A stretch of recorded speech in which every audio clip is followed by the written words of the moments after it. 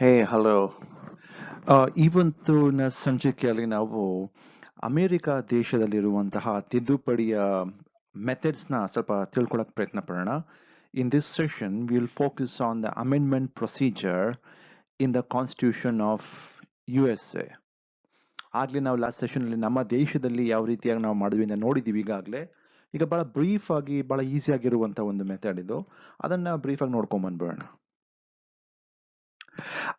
ನಾವು ಅಮೆರಿಕದ ತಿದ್ದುಪಡಿಯ ವಿಚಾರಗಳ ಬಗ್ಗೆ ತಿಳ್ಕೊಳ್ಳೋಕ್ಕಿಂತ ಮುಂಚಿತವಾಗಿ ಸ್ವಲ್ಪ ಅಮೆರಿಕದ ವ್ಯವಸ್ಥೆ ಬಗ್ಗೆ ಗಮನ ಹರಿಸ್ಬೇಕಾಗತ್ತೆ. If you want to understand the procedure of amendment to the United States Constitution, we have to focus a little bit about how the American system works, the basic ingredient of American government.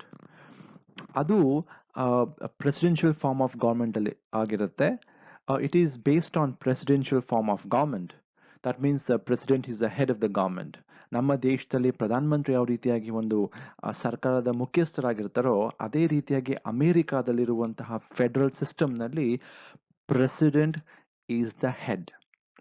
ಆಮೇಲೆ ನಮ್ಮ ದೇಶದಲ್ಲಿ ಲೋಕಸಭಾ ಮತ್ತು ರಾಜ್ಯಸಭಾ ಇರೋ ಥರನೇ ಆ ದೇಶದಲ್ಲೂ ಕೂಡ there are two houses. ಅದಕ್ಕೆ ಕಾಂಗ್ರೆಸ್ ಅಂತ ನಮ್ಮಲ್ಲಿ ಸಂಸತ್ ಅಂತ ಕರಿತೀವಲ್ಲ, ಅದೇ ರೀತಿಯಲ್ಲಿ ಸಂಸತ್ತಿಗೆ ಅಮೆರಿಕದಲ್ಲಿ ಕರೆಯುವಂಥದ್ದು ಕಾಂಗ್ರೆಸ್ ಅಂತ. ಕಾಂಗ್ರೆಸ್ನಲ್ಲಿ ಎರಡು ಗೃಹಗಳು, ಒಂದು ಹೌಸ್ ಆಫ್ ರೆಪ್ರೆಸೆಂಟೇಟಿವ್ ಅಥವಾ ಕೆಳಮನೆ ಮತ್ತು ಸೆನೆಟ್ ಮೇಲ್ಮನೆ ಇರುವಂಥದ್ದು. ಅಲ್ಲಿ ನಮ್ಮಲ್ಲಿ ರಾಜ್ಯಸಭಾಗೆ ಇಟ್ಸ್ ಈಕ್ವಲೆಂಟ್ ಟು ಸೆನೆಟ್ ಅಲ್ಲಿ, ನಮ್ಮಲ್ಲಿರುವಂಥ Lok Sabha equivalent to house of representative ಅಲ್ಲಿ. ಸೆನೆಟ್ನಲ್ಲಿ 100 ಜನ ಸದಸ್ಯರಿರ್ತಾರೆ. ಹೌಸ್ ಆಫ್ ರೆಪ್ರೆಸೆಂಟೇಟಿವ್ ಅಲ್ಲಿ 435 ಜನ ಸದಸ್ಯರು ಇವತ್ತು ಇದ್ದಾರೆ. ಜೊತೆಯಲ್ಲಿ we need to also remember that there are 50 states in US. ನಮ್ಮ ದೇಶದಲ್ಲಿ 28 ರಾಜ್ಯಗಳಿದೆಯಲ್ಲ, ಅದೇ ರೀತಿಯಾಗಿ ಅಮೆರಿಕಾದಲ್ಲಿ 50 ರಾಜ್ಯಗಳಿರುವಂತಹ ಒಂದು ವ್ಯವಸ್ಥೆ ಅದು. ಅದಾದ ನಂತರದಲ್ಲಿ one more factor that we need to keep in mind is ಅಮೆರಿಕಾದಲ್ಲಿ ದ್ವಿಪಕ್ಷದ ಒಂದು ವ್ಯವಸ್ಥೆ. There are only 2 parties. Of course there are fringe parties, but that is not very important. ಪ್ರಮುಖವಾಗಿ ನೋಡಬೇಕು ಅಂದರೆ ಅಲ್ಲಿ ಕೇವಲ 2 ಪ್ರಮುಖವಾಗಿರುವಂಥ ಪಕ್ಷಗಳು, ಒಂದು ರಿಪಬ್ಲಿಕನ್ ಪಾರ್ಟಿ ಮತ್ತು ಡೆಮೊಕ್ರೆಟಿಕ್ ಪಾರ್ಟಿ. ರಿಪಬ್ಲಿಕನ್ ಪಾರ್ಟಿಯಲ್ಲಿ ನಾವು ನೋಡಿರುವಂಥ ಡೊನಾಲ್ಡ್ ಟ್ರಂಪ್ ಇದ್ರಲ್ಲ, ಅವರು ರಿಪಬ್ಲಿಕನ್ ಪಾರ್ಟಿಗೆ. ಇವಾಗಿರುವಂತಹ ಜೋ ಬೈಡನ್ ರವರು ಈಸ್ ಅ ಡೆಮೊಕ್ರಾಟ್. ಸೊ ಈ ಒಂದು ಅಂಶಗಳನ್ನ ನಾವು ಸ್ವಲ್ಪ ಗಮನದಲ್ಲಿಟ್ಕೊಂಡು let us go back to the procedure. ಆ ತಿದ್ದುಪಡಿ ಮಾಡುವಂಥ ವಿಧಾನಗಳು ನಾನು ನೋಡ್ಕೊಂಬರೋಣ. ಅದಕ್ಕಿಂತ ಮುಂಚೆ 1-2 ಮಾತುಗಳು ಹೇಳಬೇಕು. ಅದೇನು ಅಂದರೆ, ಅಮೆರಿಕಾದ ವ್ಯವಸ್ಥೆಯಲ್ಲಿ ಆ ಸಂವಿಧಾನ ಪಿತಾಮಹರು ಏನು ಮಾಡಿದ್ರು ಅಂತ ಹೇಳಿದ್ರೆ, 1787ನಲ್ಲಿ ಯಾವಾಗ ಸಂವಿಧಾನ ಸ್ಥಾಪನೆ ಆಯ್ತಲ್ಲ, ಆ ಸ್ಥಾಪನೆ ಆಗುವಂಥ ಸಮಯದಲ್ಲಿ ಅವರಿಗಿದ್ದಂತಹ ಚಿಂತನೆ ಏನು ಅಂದರೆ, the main goal of the constitutional makers were to make sure the constitution becomes very stable. ಸಂವಿಧಾನ ಸ್ಥಿರವಾಗಿರುವಂತಹ ಉದ್ದೇಶಗಳನ್ನ ಅವರು ಇಟ್ಕೊಂಡಿರ್ತಾರೆ. How to make the constitution stable so that it will not be tampered by the future. ಮುಂದಿನ ಪೀಳಿಗೆ ಅಥವಾ ಮುಂದಿನ ಜನರು, ಮುಂದಿನ ಒಂದು ಕಾಂಗ್ರೆಸ್ ಏನಾಗತ್ತಲ್ಲ, ಅಂತ ಸಮಯದಲ್ಲಿ ಸಂವಿಧಾನನ ಯಾರೂ ಕೂಡ ಬಹಳ ಸುಲಭವಾಗಿ ಬದಲಾಯಿಸಕ್ಕಾಗಬಾರ್ದು. ಆ ರೀತಿಯಾಗಿರುವಂತಹ ಕಠಿಣವಾಗಿರುವಂತಹ ಸಂವಿಧಾನಾತ್ಮಕವಾಗಿರುವಂತಹ ಕ್ರಮನ ಅವರು ವಹಿಸ್ಕೊಳ್ತಾರೆ. So therefore American constitution is one of the toughest constitution to amend. ತಿದ್ದುಪಡಿ ಮಾಡುವಂತ ವಿಚಾರಕ್ಕೆ ಬಂದಾಗ ಅಮೆರಿಕಾದ ಸಂವಿಧಾನ is one of the toughest, ಬಹಳ ಕಷ್ಟಕರವಾಗಿರುವಂತಹ ಕಠಿಣ ಸಂವಿಧಾನ ಅಂತ ನಾವಿಲ್ಲಿ ಹೇಳ್ಬೋದು. So let us just go back and see what is the procedure. ಏನ್ ಪ್ರೊಸೀಜರು ನಮ್ಮ ದೇಶದಲ್ಲಿ ನೋಡ್ಬೇಕಂದ್ರೆ ನಾವಲ್ಲಿ 368 ನೋಡ್ತೀವಿ ನಾವು 2 ರೀತಿಯಾಗಿರುವಂತ ವಿಧಾನಗಳು. ಅಲ್ಲಿ ಆ ದೇಶದಲ್ಲಿ ನಾವು ನೋಡುವಂಥದ್ದು ಸಂವಿಧಾನಕ್ಕೆ ಡೀಲ್ ಮಾಡಿರುವಂತಹ ಆರ್ಟಿಕಲ್ ಯಾವುದು ಅಂತ ಹೇಳಿದ್ರೆ ಆರ್ಟಿಕಲ್ 5. ವಿಧಿ 5 ಸಂವಿಧಾನ ಯಾವ ರೀತಿಯಾಗಿ ತಿದ್ದುಪಡಿ ಮಾಡಬೇಕು ಅಂತ ತಿಳಿಸ್ಕೊಡುತ್ತೆ. ಇಲ್ಲಿ ನೋಡ್ಬೇಕಾಗಿರೋದು ಕೇವಲ 2 ಪ್ರೊಸೀಜರ್ ಇರೋದು. I mean they are basically only 2 steps. ಒಂದು ಪ್ರಪೋಸಲ್ಲು, ಮತ್ತೊಂದು ರಾಟಿಫಿಕೇಶನ್ ಅಂತ. ಸಂವಿಧಾನನ ಪ್ರಸ್ತಾವನೆ ಮಾಡುವಂಥದ್ದು, ಅಥವಾ ಪ್ರಪೋಸಲ್ ಮಾಡುವಂಥದ್ದು. ಇನ್ನೊಂದು ಅನುಮೋದನೆ ಮಾಡುವಂಥದ್ದು ಅಥವಾ ratification method. Let us quickly see what are this two steps. Procedure ಒಂದು ಅಥವಾ what are the first step. ಅಲ್ಲಿ ನಾವು ನೋಡಿದ್ವಲ್ಲ, ಫಸ್ಟ್ ಸ್ಟೆಪ್ ಏನು ಅಂದ್ರೆ ಸಂವಿಧಾನದ ತಿದ್ದುಪಡಿ it should be proposed by the Congress. Congress ಅದನ್ನ ಪ್ರಪೋಸ್ ಮಾಡಬೇಕಾಗತ್ತೆ. ಸಂವಿಧಾನದ ತಿದ್ದುಪಡಿ ಮಾಡಬೇಕು ಅಂತ ಕಾಂಗ್ರೆಸ್ ಮಾತ್ರ ಪ್ರಪೋಸ್ ಮಾಡುವಂಥದ್ದು.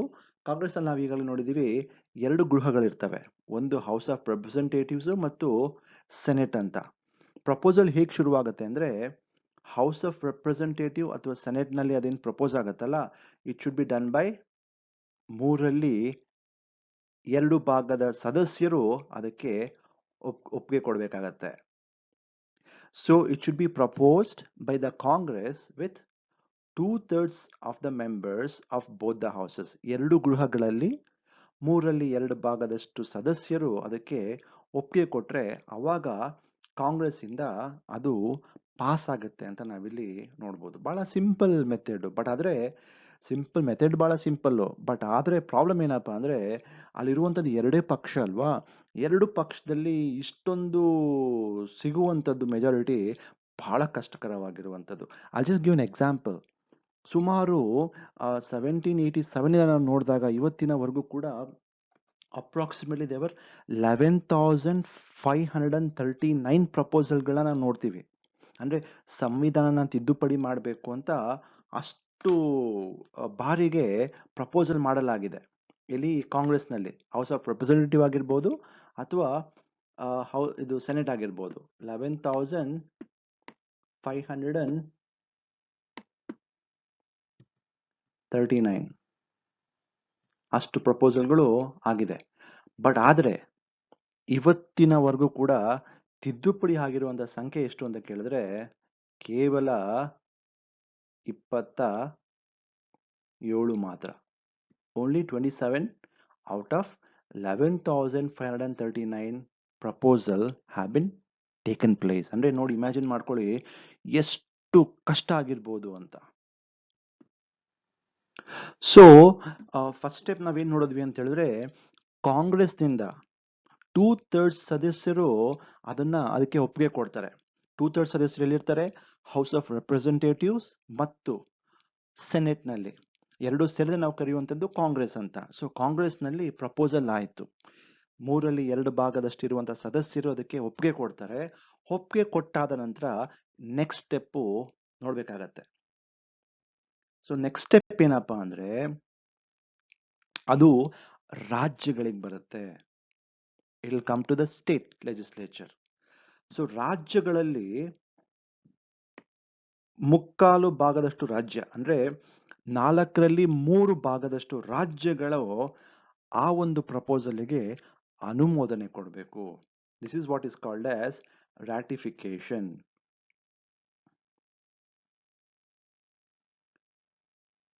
ರಾಟಿಫಿಕೇಶನ್ ಅಂತ ಹೇಳಿದ್ರೆ ಅನುಮೋದನೆ. ಎಷ್ಟು ರಾಜ್ಯಗಳ ಅನುಮೋದನೆ ಮಾಡಬೇಕು ಅಂದ್ರೆ ಅಪ್ರಾಕ್ಸಿಮೇಟ್ಲಿ 50 ರಾಜ್ಯಗಳು ಇದೆಯಲ್ಲ, ಅಲ್ಲಿ 37 ರಾಜ್ಯಗಳು ಅದಕ್ಕೆ ಒಪ್ಪಿಗೆ ಕೊಡ್ಬೇಕಾಗತ್ತೆ. ಅಂದ್ರೆ ಕಾಂಗ್ರೆಸ್ ಇಂದ ಬಂದಿರುತ್ತಲ್ಲ ಪ್ರಪೋಸಲ್, ಆ ಪ್ರಪೋಸಲ್ಗೆ 3/4 ಭಾಗದಷ್ಟು ರಾಜ್ಯಗಳು ಕನಿಷ್ಠ ಮಟ್ಟಿಗೆ ಅಂದ್ರೆ ಅಪ್ರಾಕ್ಸಿಮೇಟ್ಲಿ 37 ರಾಜ್ಯಗಳು ಒಪ್ಪಿಗೆ ಕೊಟ್ರೆ ಅವಾಗ ಆ ಒಂದು ತಿದ್ದುಪಡಿ ರಾಟಿಫೈಡ್ ಅಂತ ಪರಿಗಣಿಸಲಾಗತ್ತೆ. ಸೊ ಒಂದ್ಸಲಿ ಅದನ್ನ ರಾಟಿಫೈ ಆಗಿದ್ ಕೂಡಲೇ, ಒಂದ್ಸಲಿ ರಾಜ್ಯ ಅದಕ್ಕೆ ಅನುಮೋದನೆ ಆಗಿದ್ ಕೂಡಲೇ ಅವತ್ತಿನಿಂದಲೇ ಆ ಒಂದು ಸಮಯದಿಂದಲೇ ನಾವು ಆ ತಿದ್ದುಪಡಿ ಅಸ್ತಿತ್ವಕ್ಕೆ ಬಂದಿದೆ ಅಂತ ನಾವಿಲ್ಲಿ ನೋಡ್ಕೋಬಹುದು. ಇದು ನಮ್ಮ ದೇಶಕ್ಕೆ ಸಂಬಂಧಪಟ್ಟಂತೆ ಅದು ಅಲ್ಟಿಮೇಟ್ ಆಗಿ ನಮ್ಮ ದೇಶದಲ್ಲಿ ಏನಾಗುತ್ತೆ, ಅಮೆಂಡ್ಮೆಂಟು ಕಾನೂನಾಗಬೇಕು ಅಂದ್ರೆ ಅಥವಾ ಅಮೆಂಡ್ಮೆಂಟು ಕಂಪ್ಲೀಟ್ ಆಗಿ ಅಸ್ತಿತ್ವಕ್ಕೆ ಬರಬೇಕು ಅಂತ ಹೇಳಿದ್ರೆ ಅದು ಕೊನೆ ಪಕ್ಷದಾಗಿ ರಾಷ್ಟ್ರಪತಿಗಳ signature ಪಡ್ಕೋಬೇಕಾಗತ್ತೆ.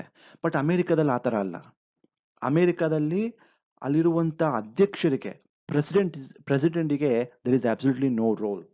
1798ರಲ್ಲಿ Hollingsworth versus State of ವರ್ಜಿನಿಯಲ್ಲಿ ಅಮೆರಿಕದ ಸುಪ್ರೀಂ ಕೋರ್ಟ್ ಹೇಳ್ತು, ಯಾವುದೇ ಕಾರಣಕ್ಕೂ ತಿದ್ದುಪಡಿಯ ವಿಚಾರಕ್ಕೆ ಬಂದಾಗ ಅಧ್ಯಕ್ಷರ ಪಾತ್ರ ಏನೂ ಇರೋದಿಲ್ಲ. So it doesn't require signature of the president. ಅಲ್ಲಿ ಕಾಂಗ್ರೆಸ್ ಇಂದ ಪ್ರಪೋಸಲ್ ಆಗತ್ತೆ. ಆಮೇಲೆ ಇಲ್ಲಿ ಮುಕ್ಕಾಲು ಭಾಗ ರಾಜ್ಯಗಳು ಇದನ್ನ ಅಕ್ಸೆಪ್ಟ್ ಮಾಡುತ್ತೆ. ಅಕ್ಸೆಪ್ಟ್ ಮಾಡಿದ ಕೂಡಲೇ ಡೈರೆಕ್ಟ್ ಆಗೋದು ಅಮೆಂಡ್ಮೆಂಟ್ ಆಗತ್ತೆ. It does not require presidential accent. It doesn't require presidential signature.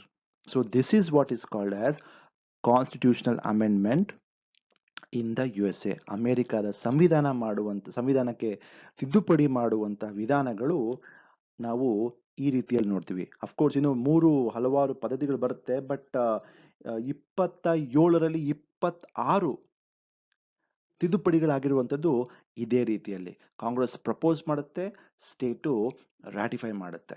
So ಅದಕ್ಕೋಸ್ಕರ ಇದೊಂದನ್ನು ನೀವು ಅರ್ಥ ಮಾಡ್ಕೊಂಡ್ಬಿಟ್ರೆ it will be more than enough. So ಮತ್ತಷ್ಟು ವಿಚಾರಗಳೊಂದಿಗೆ ನಾವು ಮುಂದಿನ ಸಂಚಿಕೆಯಲ್ಲಿ ಭೇಟಿಯಾಗೋಣ. ನಮಸ್ಕಾರ.